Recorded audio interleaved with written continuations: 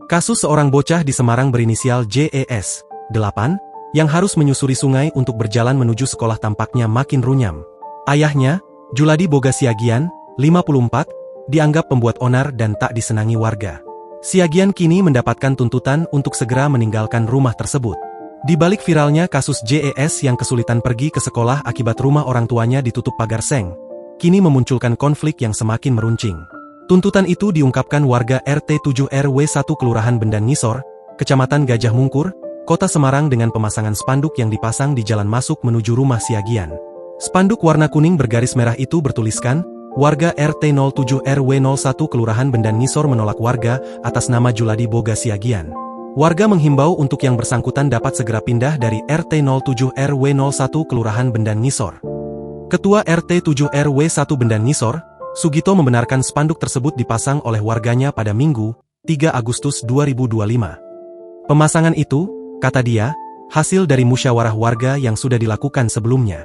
Dokumen petisi penolakan warga yang ditunjukkan Sugito kepada Tribun terdiri dari 5 lembar yang ditandangani oleh Sugito dan Ketua RW 1 Bendan Ngisor, Subroto bersama 22 warga lainnya. Dalam dokumen yang bertanggal 3 Agustus 2025 itu, ada 8 catatan warga mengenai perilaku Siagian diantaranya tidak pernah bersosialisasi dengan warga sekitar, membakar sampah sembarangan, membiarkan anjingnya berkeliaran, melakukan pencemaran nama baik warga hingga melakukan pengancaman. Berdasarkan hal itu, warga meminta Siagian pindah dari tempat tersebut. Tribun lalu melakukan konfirmasi kepada Juladi Boga Siagian. Berhubung akses depan rumah Siagian telah ditutup dengan pagar seng, Tribun mendatangi rumahnya dari sisi belakang dengan menyusuri Sungai Tuk atau Kali Tuk Bendan Ngisor. Untuk mencapai rumah Siagian lewat jalur Kali Tuk, harus berjalan kaki sekitar 200 meter di atas jalan setapak selebar setengah meter di pinggiran kali yang berbatu dan berpasir. Sungai itu memiliki lebar sekitar 10 meter dengan kondisi dangkal. Pada sisi kiri pinggiran kali itu berupa tembok pondasi rumah warga yang berada di daerah aliran sungai. Di tembok pondasi itu terdapat moncong pipa yang mengarah ke sungai. Tak heran, ketika melintasi jalan setapak itu, bau kotoran manusia acap kali menyapa hidung.